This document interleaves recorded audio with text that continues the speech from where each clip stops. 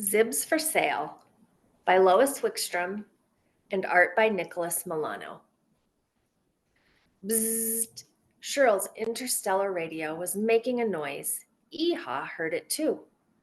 Aliens are trying to contact us, exclaimed Shirl. They ran into her bedroom. Shirl twisted the dial to adjust the tuning. The radio was playing a song. It must be an alien song, said Shirl. Zibs, shouted Eee-ahh. That's the song of the Zibs spiral spaceship. I love Zibs. Let's go. Can we go in your flying saucer? Asked Shirl. Eee-ahh grabbed Shirl's hand. Zibs are the best food in the whole galaxy, and Baker makes the best Zibs ever. We must find him. I'll bring my radio, said Shirl. The song will be louder and clearer the closer we get. Eee-ahh's eyes watered as she thought about Zibs. Tell me everything about Zibs, said Shirl. They're beautiful.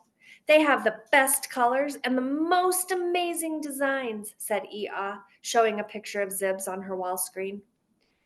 But you taste things with your eyes, said Shirl. I taste with my tongue. Do you think I'll like them too? Baker sells Zibs all over the galaxy. I'm sure he's met customers who taste all sorts of different ways, said Eee-ahh. Shirl pointed out the window. A colorful spiral-shaped spaceship stood perched on an asteroid. Is that the Zib spiral? Wow, even his ship looks delicious, exclaimed Eee-ahh. It's a traveling kitchen, kind of like an ice cream truck. Let's go inside. Inside the Zib spiral, a table displayed rows of brightly colored cupcakes. A teapot steamed beside them. Shirl picked up one of the cupcakes. Is this a Zib? She took a bite. A big orange blob appeared. It shouted, Thief! I'm sorry. I thought these were free samples. I'll pay for it, said Shirl. She offered the blob a crumpled bill. I don't accept that kind of money, said the blob. You'll have to work to pay for that, Zib. I'll pay for it, Baker, said Eee-ahh. No, she stole it. She must pay. The orange blob pushed out part of his belly to form an arm with a hook and wrapped it around Shirl. She will work as long as I say. She will start by washing dishes. Eee-ahh asked, Wasn't that the most delicious thing you ever ate? It almost had no flavor. I guess he doesn't cook for my planet, said Shirl. How dare you insult my cooking, Baker bellowed. You'll have to work even longer now. The water from the sink ran cold. The Zib song stopped playing. The lights went out.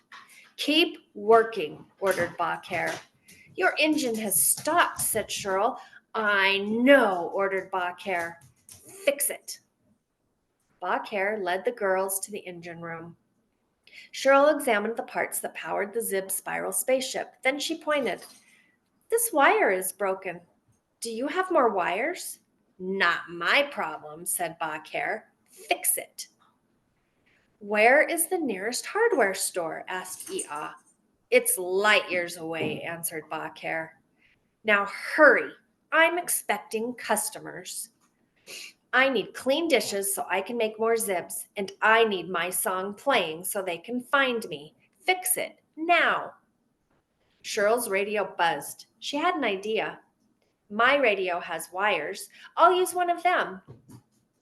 That'll ruin your radio, said Eee-ahh, and we need it to help us get home. Shirl opened up her radio. We'll never have a chance to go home if we don't fix this engine. Baker extended an eyeball to watch. That wire doesn't look like my wires, said Baker. I don't like it. You have to let her try, said Eee-ahh. She stole from me. She insulted my Zibs. I don't have to let her do anything, Baker grumbled. If it doesn't fix your engine, I'll work for you too, said Eee-ahh. Baker pushed out another part of his belly to form a hoop that encircled Eee-ahh. I'll make sure of that. Shirl pulled the wire out of her radio. She attached one end to the broken wire with a piece of tape. The engine remained silent. It's not working, shouted Baker.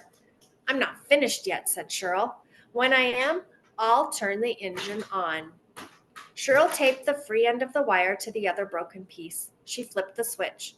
The engine remained silent. She flipped the switch off again. She looked deeply into the engine and saw the problem. It needs to be attached in 3 places, and it's too short. I have an idea, said Eee-ahh. You can take a wire out of the radio on my ship.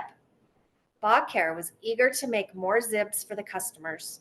He released Eee-ahh and Shirl from his grip and said, Hurry, they'll be here soon. When the girls were on the flying saucer, Eee-ahh said, Let's fly away now. We have to keep our word, said Shirl. But you didn't even like Zib, Eee-ahh reminded her friend. Shirl extracted the wire from Eee-ahh's radio. Now, I don't know the way home, said Eee-ahh, and we have no radios to help us. Shirl taped the new wire into place on both ends. Bawker's belly grumbled. He smiled and started to hum. Eee-ahh hummed along with him and flipped the switch. The engine hummed, the lights came on, and the water ran hot. The spaceship sang. The girls washed the rest of the dishes. How much more work do we have to do? Asked Shirl. Well, that depends, said Bawker. Come with me.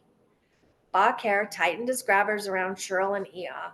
He opened the door of his rocket ship and pushed them out onto the asteroid. He kept them walking until they came to an old, broken-down rocket ship. You want me to fix a rocket ship in trade for eating 1 Zib? Shirl was angry. No, I'm giving you a rocket ship in trade for fixing my Zib spiral, said Bawker. You can take as long as you need to fix it. Wow, my very own rocket ship, shouted Shirl.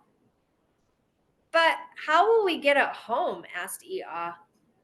I'll help you hook it up to your flying saucer, and I'll even give you a box of Zibs to eat on the way, said Bawker.